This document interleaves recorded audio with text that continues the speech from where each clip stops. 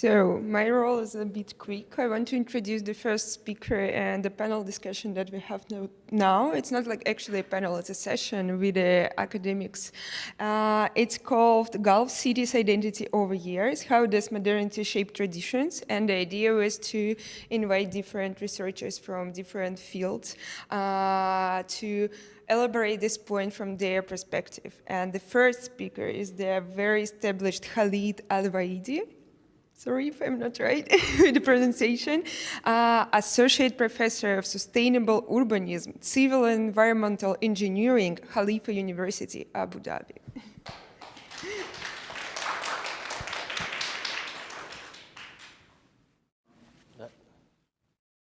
I guess this is the clicker, right? For the slides. Yeah. Should I sit or you prefer? Yeah, I like to stand, you know. So it's going to be like a kind of a long presentation, but I tried to make it within the 30 minutes like frame. If I'm going further, please let me know. Here I can see it. It's okay. I can manage. That's good. I mean, first time I see like these things.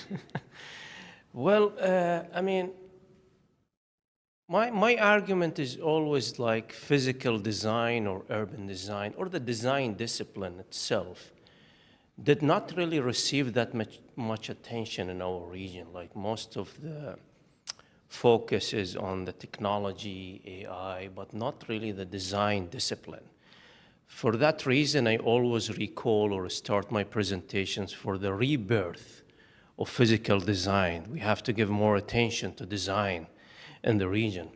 So if we look into the GCC in general, from like Abu Dhabi to Riyadh to all of these emerging cities, they received really criticism in the past years for being very much focused on mega events, on star architecture, on bigness and dispersion, where neighborhoods became like dispersed, fragmented, and very, very large in scale.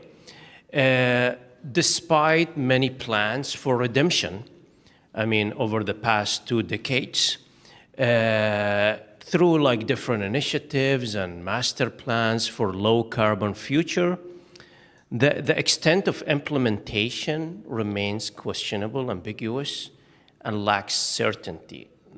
For that reason, many perceive these kind of initiatives as just maybe a symbolic adherence to global trends. It's just for branding.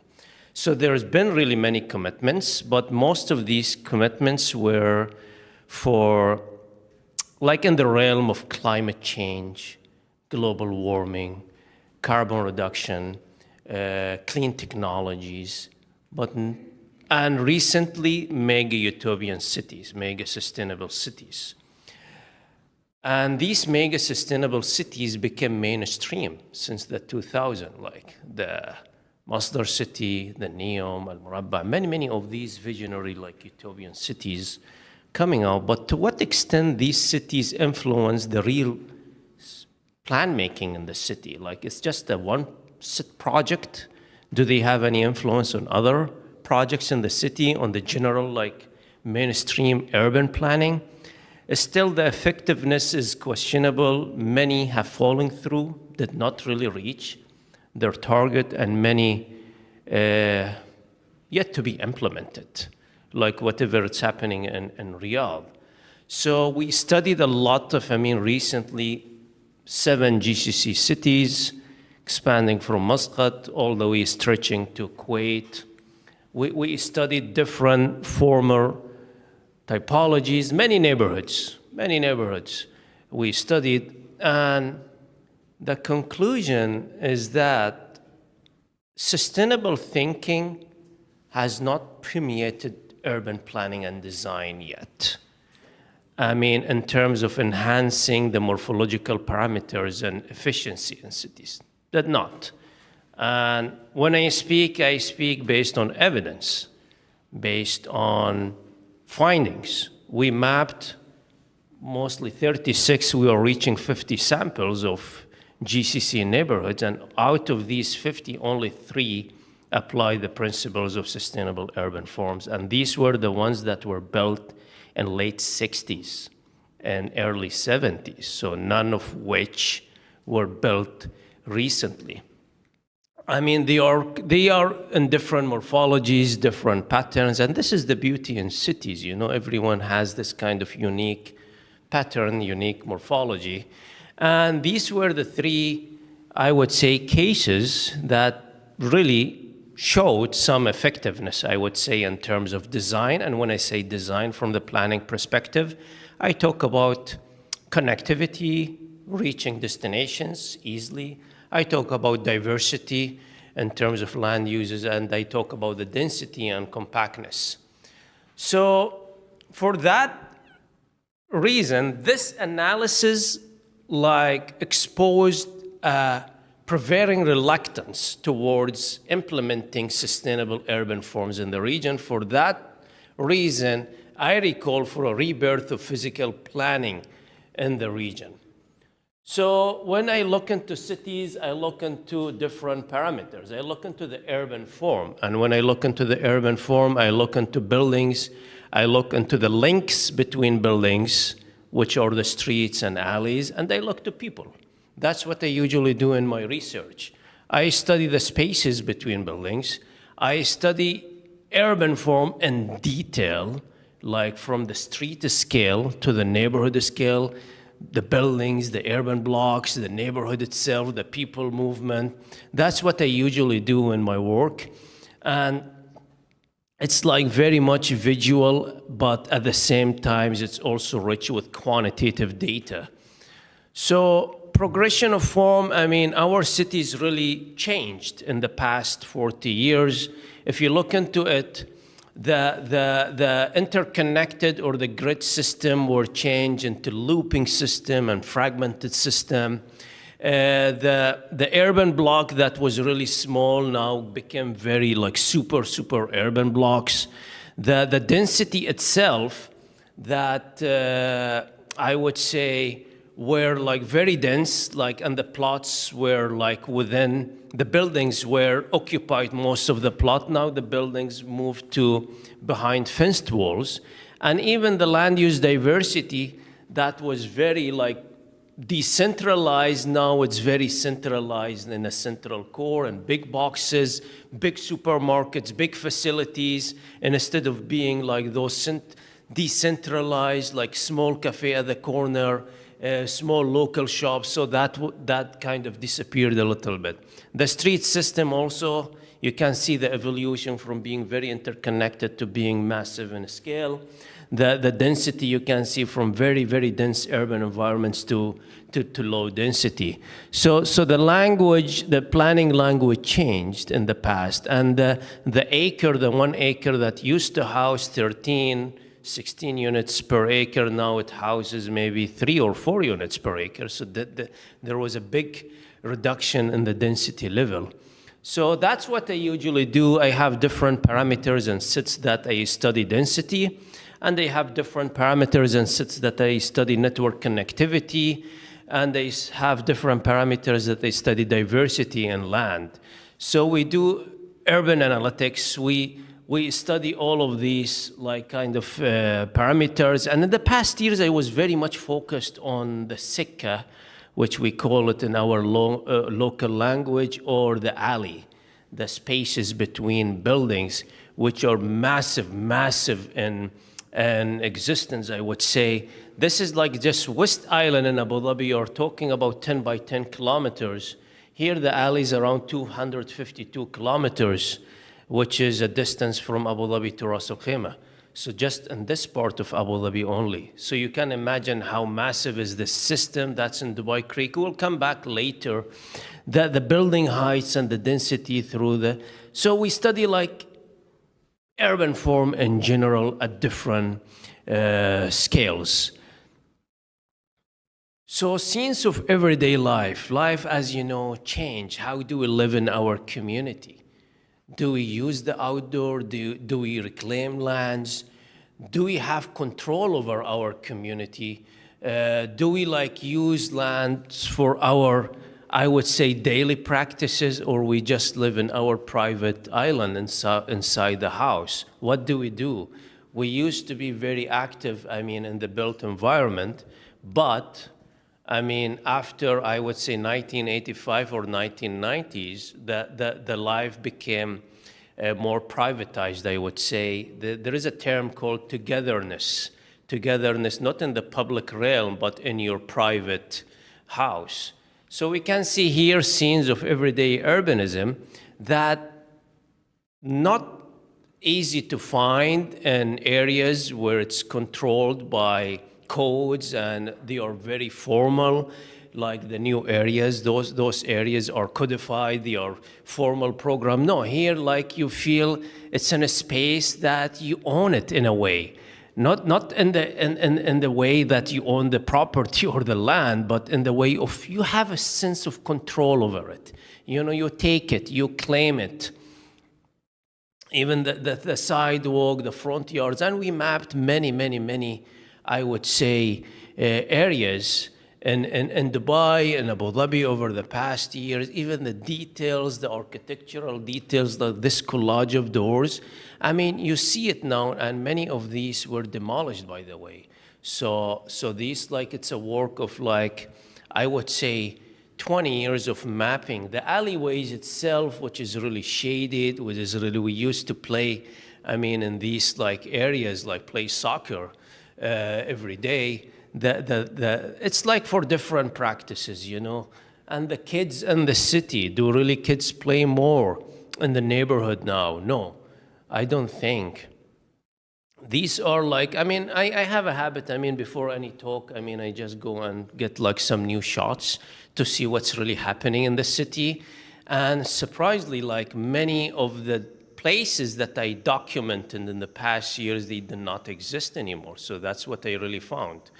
So this is one of the areas that do not exist. This is an area, if you can see here, this is only this left. I mean, all of this is under construction, if you can see from the background. The only two lines, maybe one urban block left. This is also one of the interesting communities that was the last we mapped in detail in Dubai. And yeah, I mean, that's interesting how you claim these spaces for different use. And the community, when they get together, I mean, in like new areas, suburban areas, you don't find this kind of attachment, people with people. So that's very difficult. And you need different supportive settings to enhance this. It's not only about people themselves, but the built environment should also promote that. That was a few years ago, and I think this community still exists, but I think it's under the threat of also gentrification. Yeah, I mean, it's like, you know, it's very active day and night. I mean, so it's an area where you see people on the street. It's like, you know, that's what they mean. I mean, the seniors, do we have places for the seniors, not only the kids in our neighborhoods? The seniors also, I mean, the gardening, the informal gardening that we recently mapped in Abu Dhabi, that's really massive in scale too.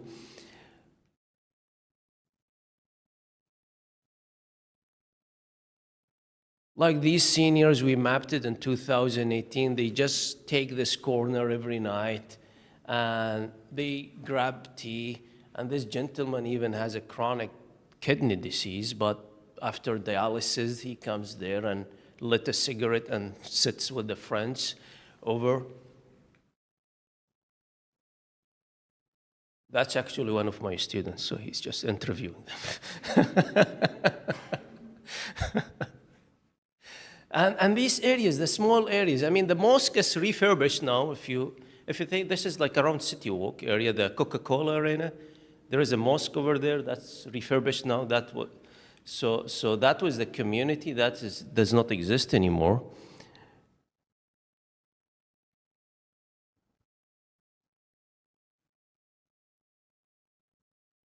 And it's all about the kids too. And the spaces that they uses for their daily activities, playing soccer, walking to a grocery store, that's really important too. So that's what you find. That first part of the afternoon, they play soccer. Then the second part of the afternoon, they walk to a grocery store and buy whatever kind of treats to just end their day. And this is what they call it beyond bigness. So it's just like 200 meters away from the modern downtown area. That's how they're coming back from, like, they finish their I would say game, and they stop by a grocery store, and this is the life that I lived, I mean, in the city. And I think you live the same life too, like in Dubai, right? Yeah. Now everything is more formalized, you know, behind in a formal park or in a formal like area, you know. You don't have this spontaneous experience, I would say, within the neighborhoods.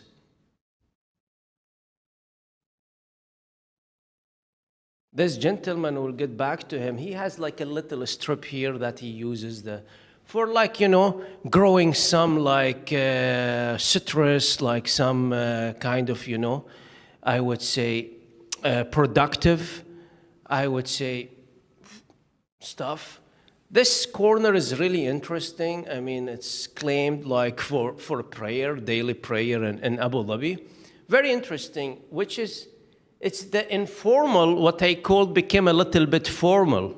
Here, like even like the Abu Dhabi police came and tried to regulate a little bit for safety. This is how, you know, the informal becomes a little bit formal. Although they have like a very close mosque, but they come and pray here because it's just, you know, people who walk, come shopping here, work in the shops. Very convenient spot for them to come and do their daily prayer here. And we got a lot of shots from the rooftop, from everywhere. It's just the color, you know, the rhythm here is just so beautiful.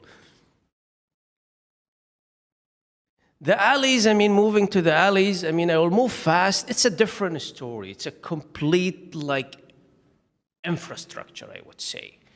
So studies of streets, they always omit alleys, because alleys are always secondary in nature. But alleys are also not uniform. As we said, like, streets are like grid, and they are looping, they are fragmented, they are curvy. Alleys also have a certain pattern, which were not explored in urban design literature.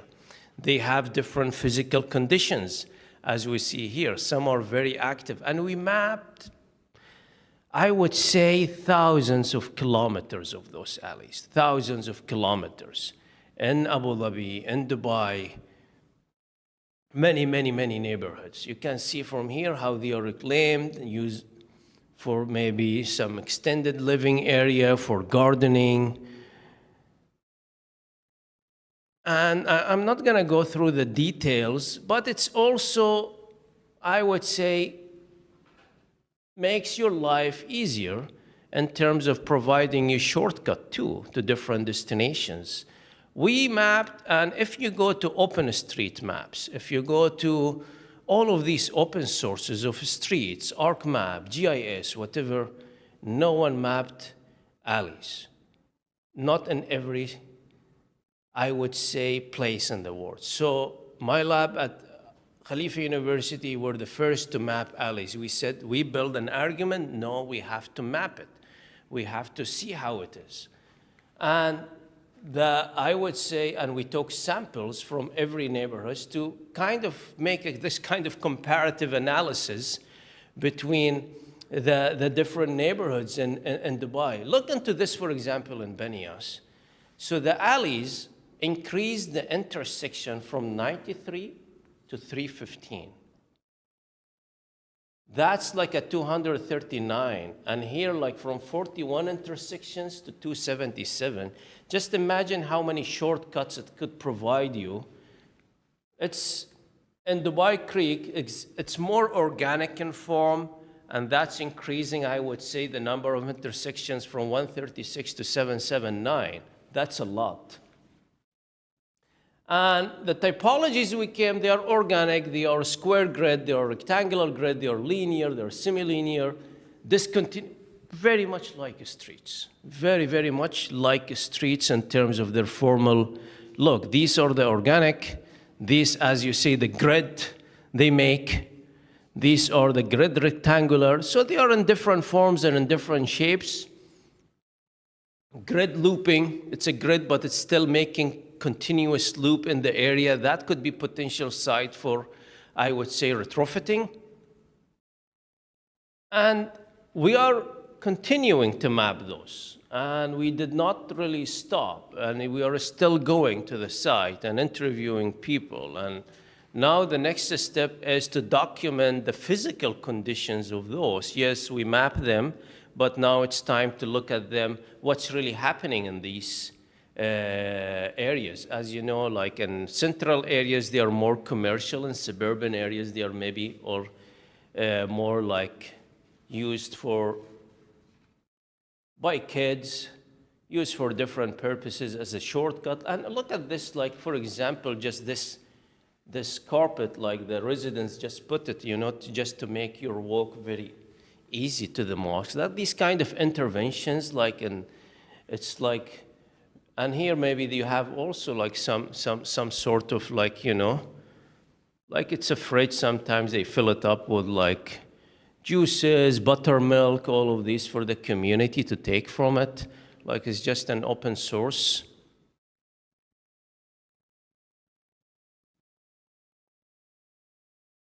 And they are different in dimensions. Some are maintained, some are unmaintained. And some are really actively also used. I mean, what is really interesting, so we study the network, we also study the parcel itself and what is really happening. I mean, everyday urbanism is not only about the public realm, but it's also about what is really happening inside your plot. This is one of the areas that we mapped in Benias, Rajdi House. I mean, if you look into, this is the original structure, and this is all the extensions that were built within the plot. And that's to house for household generations.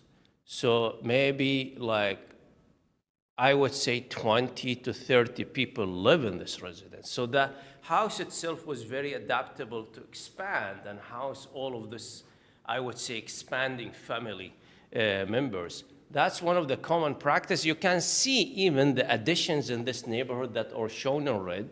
They are much more than the original structure. You're talking about 69% were just added to the original, I would say, structure to house, to increase. It's sort of like increasing, I would say, the population density also in the area.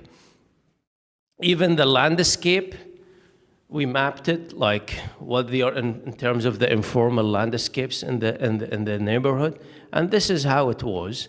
And this is different scenes, I would say, in the same area that's relevant, I would say, with the kids and children, and also the families, how they spend their, I would say, day in the neighborhood. That's dispersion, I would say. So we changed from this to this. Like in terms of space, how do we occupy space? How do we plan areas?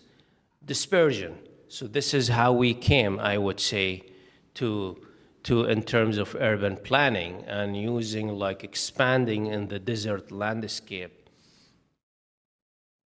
And many, I would say, spaces even remain vacant. But suburbanism is like, it's a global trend, it's not unique to the UAE itself. It's everywhere, and it's a fact. And my argument is always let's not, discredit these. Let's just work with it. Let's just improve it. Let's make it better.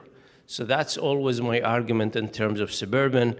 And we live in a bigness, I would say, era, overscaling the built environment to meet particular motifs, I would say. But many argue that we also reached a dead end, that the field in general in the world reached a dead end.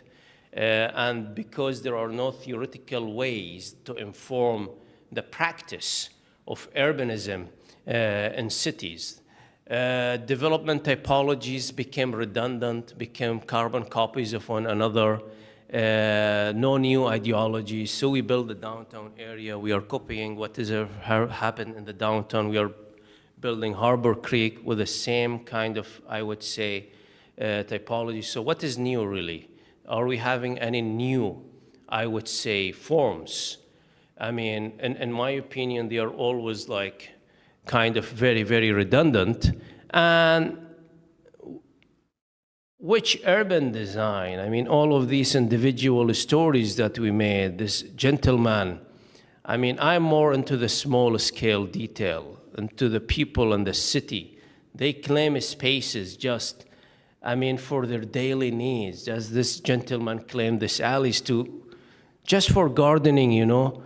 The neighborhood itself, the senior, like who lives in a very small house, also he enjoys honey harvesting and landscaping, and also meeting with his fellow neighbors like every afternoon. They don't have to go there for an appointment or anything. No, they just go there because they know he is there at that time.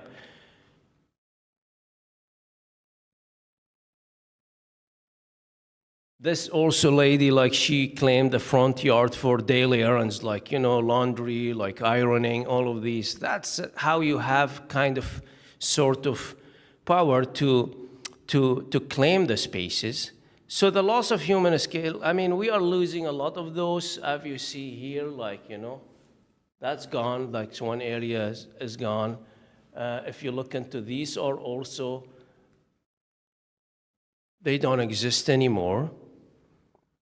This is 2008 footprints. You can see this area.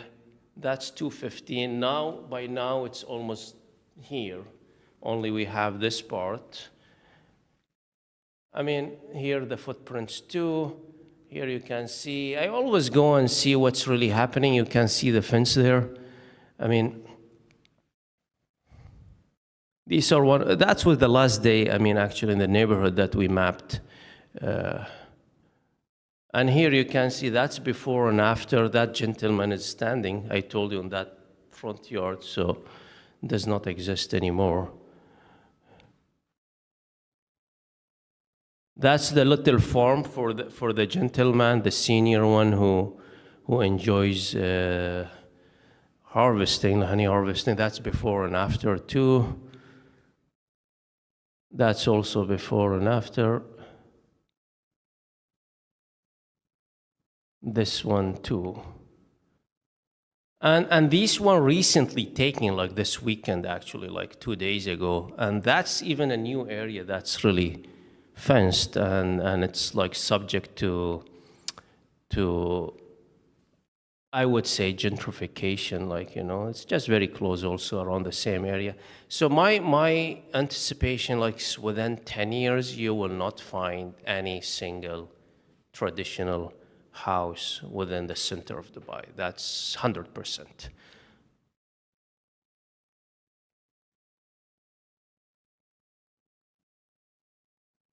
I would say, just to wrap up all of these texts in maybe 2 sentences, I mean, I would say urban design is where it is since 40 years ago. I mean, we did not really make any new strides in terms of sustainable urbanism. And I think the future should focus more or less, I would say less, or it should be fewer, smaller, iconic buildings that deviates from this monumental weakness of monumentality. We should really think in a system approach. We should not, I would say, build and then think how the metro could serve this place. No, they should go together. So if you build and then after 20 years you want to serve it with public transit, that's a complete mess, because you need to work on a lot of infrastructure, diversions of lines and services. So no, when you plan, the land use should go with the transport networks. We cannot have them separate. So, and I would say let's focus on technology too. We should not be that much obsessed with technology, meaning you don't build in a wrong way, then try to fix it with technology. No, you build it right, then complement it with technology. So I think that's, I mean, many of that have been written in my papers and in a book too. I think that's it. I have few slides, but do you have like a 2 minutes? 2 minutes? Yeah, I mean, so I mean, now I look into things from an urban science perspective, not from like pure mapping perspective. Just I use something called network analysis, and when I say network analysis, meaning I use the links, which are the streets, the points, which are the buildings or people, and how they come together or how they are efficient, really, from a mathematical point of view. I use, I would say, something called gravity model. As inputs, you put it in your tool, networks, buildings, points, or whatever, and then you simulate it, and then you see the efficiency of that built environment from connectivity, accessibility point of view. And I always use something called gravity, and gravity is how many destinations you can reach within certain, I would say, distance, 400 meter, 800 meter. You set that using the distance decay factor, which is like considering the cost, the attractiveness of the destination, the weight of the destination, and so.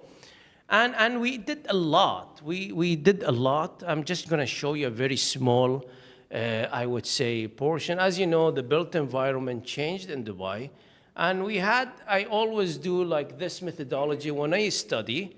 So I run the test, do the baseline. So here we are. Then I do a design iteration and put it in the same model again to see how the performance change of the built environment. This is like a summary of many, many areas that we studied. And by the way, the red ones are the most accessible ones, like that you can reach many destinations. And most of the red ones, if you can see in Dubai, for example, this is a Satwa, this is Al Ghoz, this is Dubai Creek. And these areas were built many, many years ago. So none of this, like our new neighborhoods are very high in performance in terms of connectivity or accessibility. This is also like comparing the side by side. This is Al Barsha area. This is like a Satwa and Al Bada area. Here you can reach 343 buildings. Here you can reach 52 buildings. So you can see like the difference, I would say. So we had really an interesting exercise with the Dubai municipality. I think they had a plan for Al Awir. I mean, no, Wadi Safa. That was the initial plan for Wadi Safa. They proposed it, and one of the workshops we did for DM, we said, okay, you have your plan, we do our plan here. So we redesigned the city's plan. This is the city's plan, this is our plan, iteration version, and we run the test. And we designed it everything from scratch, from the street system, from the densities and everywhere. So here, the average reach is 69 buildings, but here in the revised model, 354 buildings. So, and that's because we increased the density a little bit, and we also made the streets more interconnected. The density, I mean, it was not like a massive increase, but very moderate, I would say, not like an extreme density level. From everything, the land uses, for example, here, the park, for example, only the blue points can reach the park. The other plots cannot reach the park within the 400 meter. But we redistributed the parks, and you can see most of the neighborhoods can have access to park. So that's the new thing that I am doing. Even like I would say the traffic flow here, for example, is very much focused on certain collectors, but here we redistributed, I would say, the traffic on wider street systems. So thank you. That was the last thing that I'm doing. Thank you.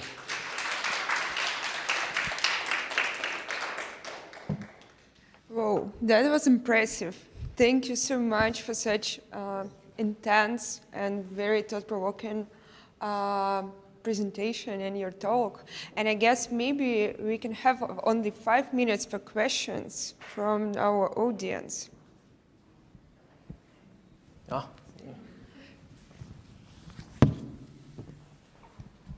Thank you once again.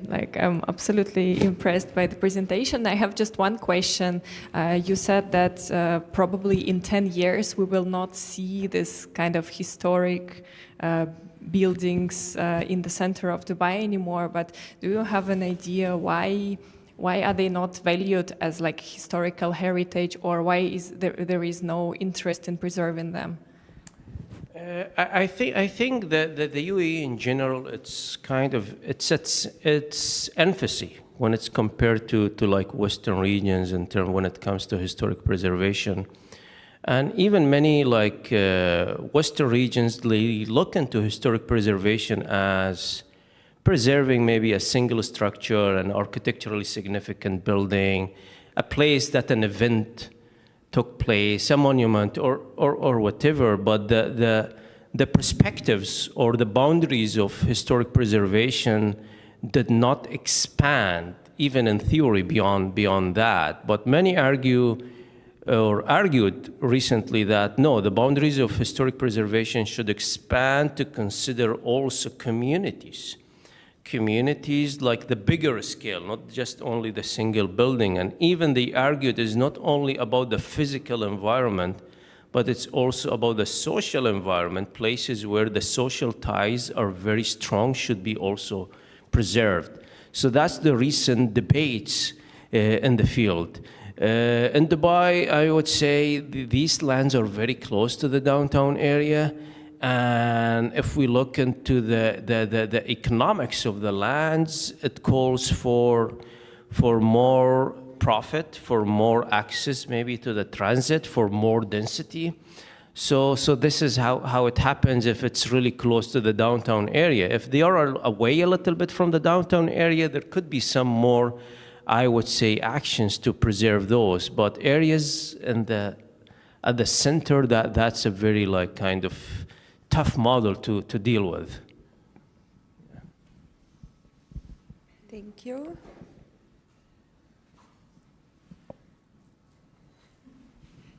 Yeah, just one quick question.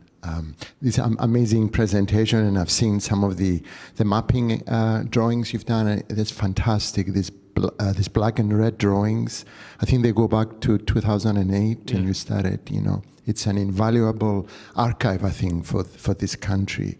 Do you have any plans, or how do you see this amazing scientific research being placed in the future?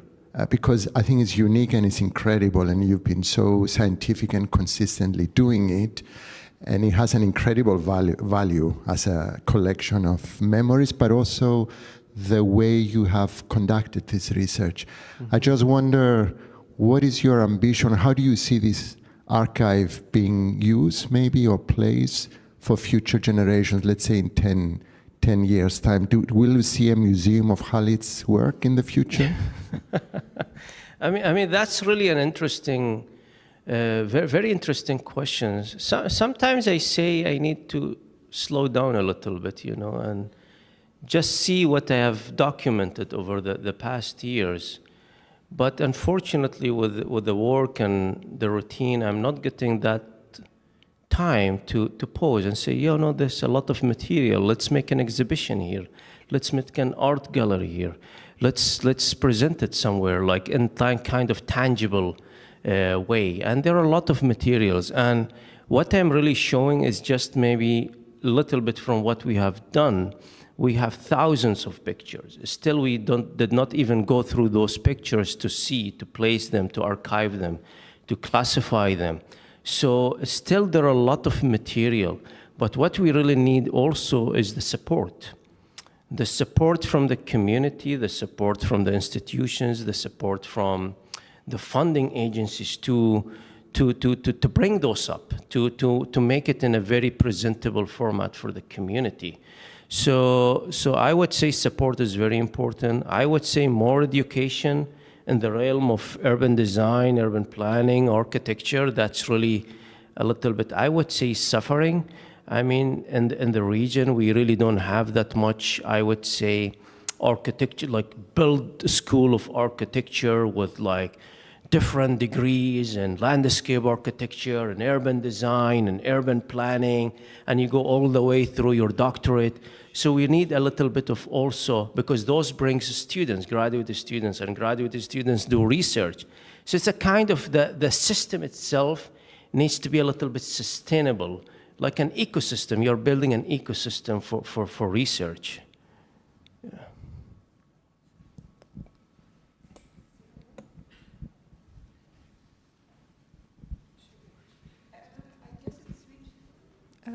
Hello. Hello. Thank you for the presentation. It was super interesting, especially about morphology and everything. So I have a quite naive question, I believe. In terms of preserving the identity of places that we are losing, and as you forecasted, like we can lose in 10 years, and it happens everywhere, Yeah. not only in the GCC region. But like, in terms of preserving it, how do you think we can use public art as a tool? Like, can we influence with using public art to influence like some decisions about preserving community beings, identity of the places, etc.? I mean, this is a really good question, and they had a discussion with the folks in Dubai Culture and Dubai Authority about this particular. I mean, for example, let's just think about the Sikka Art Festival in Dubai. That comes in the Dubai Art Weeks. There is also Sikka Art. Sikka Art that takes place in the old Dubai, the Al-Fahidi area, where it's like very much preserved.